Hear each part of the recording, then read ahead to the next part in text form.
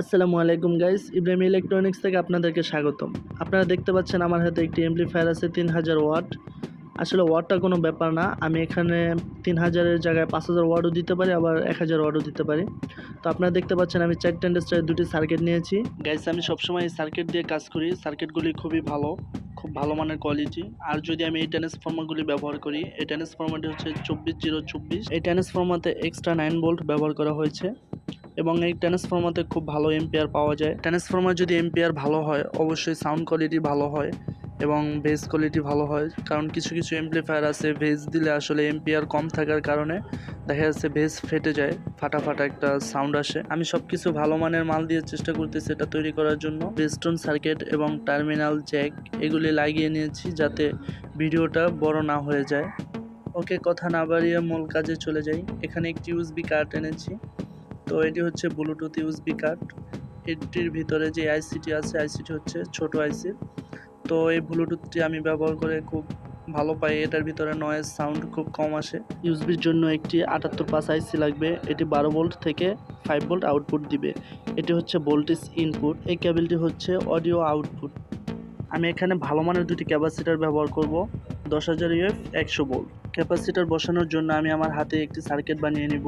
এটার ভিতরে ডায়োড এবং ক্যাপাসিটার বসানোর জন্য আমি ছিদ্র করে সব কিছু বসিয়ে নিব। এখানে দেখা যাচ্ছে ফাইবারটি বড়, তাই আমি দুটি ক্যাপাসিটার একসাথে বসিয়ে ফাইবারটি মাপ মতো কেটে নিলাম। এখন ক্যাপাসিটারের সমান সমান হয়েছে। ক্যাপাসিটারের নেগেটিভ এবং আরেকটি ক্যাপাসিটারের পজিটিভ মার্কার পেন দিয়ে দাগ দিয়ে নেবেন যাতে 19-20 না হয়ে যায়, কারণ ছিদ্রটা যদি বড় ছোট হয় তাহলে আপনার ক্যাপাসিটারের মাপ অনুযায়ী বসবে না। এবার আমি এটাকে ছিদ্র করে ক্যাপাসিটারের সাথে লাগিয়ে নিব। দেখতে পাচ্ছেন নেগেটিভ এক সাইডে এবং পজিটিভ আরেক সাইডে। সেমভাবে আমি আরেকটি ক্যাপাসিটারের সাথে সার্কিট বানিয়ে নিলাম। সার্কিটটিতে কিভাবে লাইন দিবেন, এখানে নেগেটিভ পজিটিভ এক করে নেবেন। এটি হচ্ছে পজিটিভ এবং এটি নেগেটিভ। সেমভাবে আমি দুটি সার্কিট মার্ক করে নিলাম। এখন এটি সোল্ডারিং করার জন্য আমি 3 তারের থেকে একটি তামার টুকরা বের করে নিলাম। আমি এখন এটি দিয়ে সুন্দরভাবে লাইন করে নিব, যেভাবে মার্কার পেন দিয়ে করেছি। ক্যাপাসিটর যেহেতু আমাদের মেন ভোল্টেজের কাজ করবে, তাই আমরা খুব ভালোভাবে লক্ষ্য করে সোল্ডারিং করব। সোল্ডারিংয়ের কাজ শেষ হয়ে গেলে এখন আমরা ট্রানজিস্টরগুলি আপনাদেরকে দেখাবো। ট্রানজিস্টরগুলি খুব ভালো মানের এনেছি। এটি হচ্ছে 5200 এবং এআইসিটি হচ্ছে 1943। তো ভালো মানের ক্যাপাসিটরের জন্য ভালো মানের দুটি হেডসিন লাগবে। আমি একই রকমের দুটি পুরাতন হেডসিন নিয়ে নিলাম। ট্রানজিস্টর সার্কিটের সাথে লাগানোর সময় খুব ভালোভাবে লক্ষ্য রাখতে হয় যাতে কোথাও লুজ কালেকশন না থাকে। আমি এক এক করে খুব ভালোভাবে আস্তে আস্তে করে সোল্ডারিংগুলি করে নিলাম। দেখতে পাচ্ছেন আমি খুব ভালোভাবে সার্কিটের ঝালাই করে নিলাম এবং বাড়তি অংশগুলি কেটে দিলাম এবং সেমভাবে আমি আরেকটি সার্কিট কমপ্লিট করে নিব। পুরোপুরি দুটি সার্কিট একসাথে কমপ্লিট হয়ে গেলে তারপর এর ভিতরের কাজ। আমি এক এক করে দুটি ট্রান্সফর্মার দুইভাবে বসিয়ে নিলাম, যেভাবে বসালে বডির ভিতরে দেখতে সুন্দর লাগবে এবং হিবিজিবি হবে না। সার্কিটে পাওয়ার দেওয়ার জন্য আমরা 3টি তার নিয়ে নিলাম, নেগেটিভ পজিটিভ এবং গ্রাউন্ড। এসি লাইন দেওয়ার জন্য আমি একটি ভালো মানের কেবল ব্যবহার করব। এই কেবলটি খুবই ভালো মানের একটি কেবল। কেবলটি টান দিলে যাতে না ছুটে যায় এর জন্য আমি একটি পলিটিক্স খাটিয়ে গিট্টু দিয়ে দিলাম। এখন দেখা গেছে টান দিলে এটি আর কোনো সমস্যা হবে না। এখন এসি কেবলটি আমি পাওয়ার সুইচের সাথে লাগিয়ে নিব। তো লাগানোর জন্য আমি এই কালো দুটি টিউব ব্যবহার করব যাতে এখানে হাত লাগলে কোনো সমস্যা না হয়ে যায়। যেহেতু এটা আমাদের পাওয়ার এসি লাইন, তো ভালোভাবে সোল্ডারিং করতে হবে। সুইচের উপরের দুই অংশের সাথে এসি কোর্টের লাইন হবে এবং নিচের দুই অংশের সাথে ট্রান্সফরমার লাইন হবে এবং আর্থিনের যে তারটা আছে সেটি আমরা বোর্ডের সাথে লাগিয়ে দিব। বাস, এখন আমাদের এসি লাইনের কাজ শেষ। এখন আমরা লাইন দিয়ে চেক করে দেখতে পারি। এখন আমরা সার্কিটের সাথে পাওয়ার দিব। এটি হচ্ছে পজিটিভ, এটি নেগেটিভ আর এটি হচ্ছে গ্রাউন্ড। ক্যাপাসিটরের নেগেটিভ পজিটিভ গ্রাউন্ড এগুলো দেখে আমরা সার্কিটের সাথে লাইনটা করে নিব। আমি কাজ করলে সবসময় একটা জিনিস খেয়াল রাখি, যেন আমার কাজের সৌন্দর্য থাকতে হবে। আমি একটি সার্কিটের পাওয়ারের কাজ শেষ করলাম, এখন আরেকটি সার্কিটের পাওয়ার কিভাবে দিব সেটি আপনাদেরকে দেখিয়ে দিব। ক্যাপাসিটর পজিটিভের সাথে ডায়োডের পজিটিভ এবং নেগেটিভের সাথে নেগেটিভ দিয়ে দিব।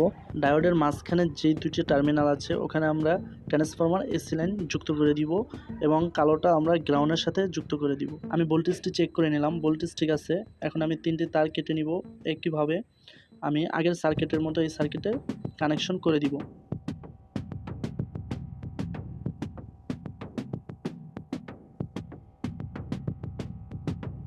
সার্কিটের কাজ শেষ হয়ে গেলে এখন আমরা ক্যাপাসিটারের জন্য একটি ক্লাম্প তৈরি করে নিয়েছি। ক্লাম্পটি আমি লাগিয়ে নিব। তারপরে স্পিকারের জন্য আমি 3টি তার নিয়ে নিব।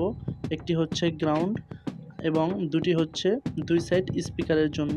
আমি একটি কথা বারবার বলি যে আমি কাজের ভিতরে ফিনিশিং রাখতে চাই, তাই তারগুলি খুব সুন্দরভাবে আমি পেঁচিয়ে নিয়েছি এবং তারগুলা কিভাবে রাখলে দেখতে ভালো লাগবে আমি সেটাই করতেছি।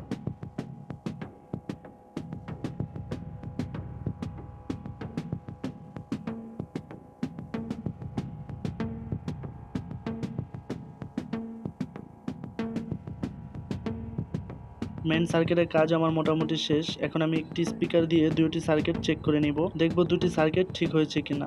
তো আমি সর্বপ্রথম একটি সার্কিটের সাথে স্পিকারের লাইনটি লাগিয়ে চেক করে নিব। তো এখন আমার স্পিকারে লাগানো শেষ। এখন আমি গ্রিড চেক করে দেখব। আমার সার্কিট কমপ্লিট। এখন আমি ভলিউম সার্কিটের জন্য এবং এসি ফ্যানের জন্য আমি দুটি ক্যাপাসিটার নিয়ে নিব। আমি ক্যাপাসিটারটা ফিল্টারিং করে দুই সাইডে যে দুটি এসি ফ্যান আছে দুই সার্কিটের জন্য আমি এই ক্যাপাসিটারটা দিয়ে ইউজ করব। তো একটা ক্যাপাসিটার আমি নিয়ে নিলাম, একটা ট্রান্সফরমার যে 9 ভোল্ট আছে 9 ভোল্টের সাথে। তো এটি দিয়ে হচ্ছে আমরা দুটি ফ্যান চালাবো। আরেকটি ট্রান্সফরমার যেটা 9 ভোল্ট আছে ওটি দিয়ে আমরা ভলিউম সার্কিট এবং বেসটোনে লাইন দিব।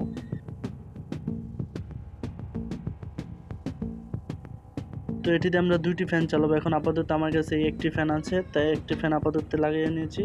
আমরা বেস্টন সার্কিটে পাওয়ার দেওয়ার জন্য একটি ডায়োড এবং একটি ক্যাপাসিটর নিয়ে নিয়েছি। এখন আমাদের ট্রান্সফরমার সাথে যে এক্সট্রা 9 ভোল্ট আছে ওই ভোল্টের সাথে আমরা এই ক্যাপাসিটরটি লাগিয়ে নিব এবং এটির থেকে যে পাওয়ারটি সাপ্লাই হবে সেটি দিয়ে আমাদের বেস্টন এবং ইউএসবি সার্কিট খুব ভালোভাবেই চলবে। ভিডিওটি দেখে কিছু বুঝতে পারলে অবশ্যই আমার ভিডিওতে একটি লাইক করে চ্যানেলটি সাবস্ক্রাইব করে আমার পাশে থাকবেন।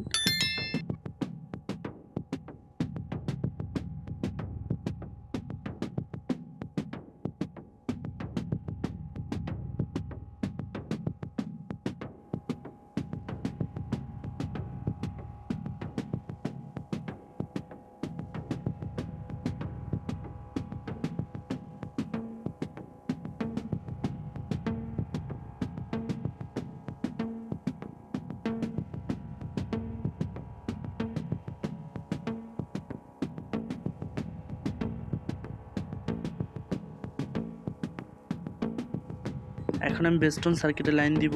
তো ক্যাপাসিটার দিকে খেয়াল রেখে পজিটিভের সাথে পজিটিভ এবং নেগেটিভের সাথে নেগেটিভ কানেকশন করে দিব।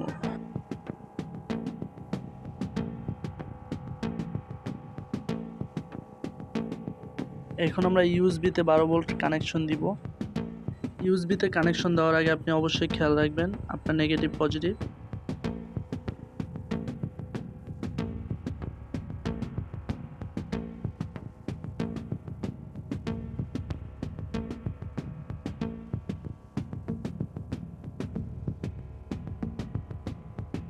ইউএসবির অডিও আউটপুটটি এখন আমরা বেস্টনের ইনপুটে দিয়ে নিব এবং এখানে যে বেস্টনের ইনপুট লাইনটি আছে এখান থেকে একটি কেবল নিয়ে আমরা যে জ্যাকের মাধ্যমে যেই এমটি চালাবো সেই জ্যাকের লাইনে দিয়ে দিব। এখন আমি মেন সার্কিটের যে ইনপুট লাইনটি আছে ওটির সাথে দুইটি কেবল একত্রিত করে টেনে নিব। এটি বেস্টনের যে আউটপুট অংশ আছে এখানে ভলিউমের সাথে লাগিয়ে দিব। এখন যে ইকো সার্কিটের কানেকশন দিব এটি হচ্ছে দুই সাইড। তো আমরা এখানের আউটপুটটি আমরা ভলিউমের ইনপুটের সাথে লাগিয়ে দিব। চেক করে দেখলাম হ্যাঁ ঠিক আছে। আপনাদের বোঝানোর ক্ষেত্রে এখন আমি ছোট্ট একটি স্পিকার দিয়ে আপনাদেরকে চেক করে দেখাবো।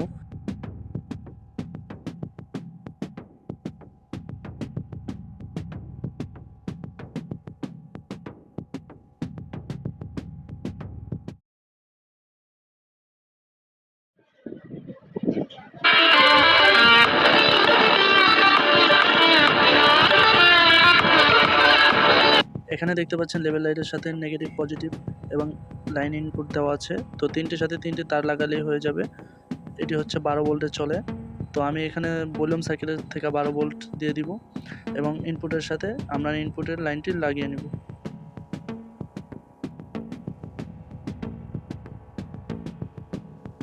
এখন লেভেল লাইটটি চেক করার জন্য আমি একটি মোবাইল দিয়ে আপনাদেরকে চেক করে দেখালাম।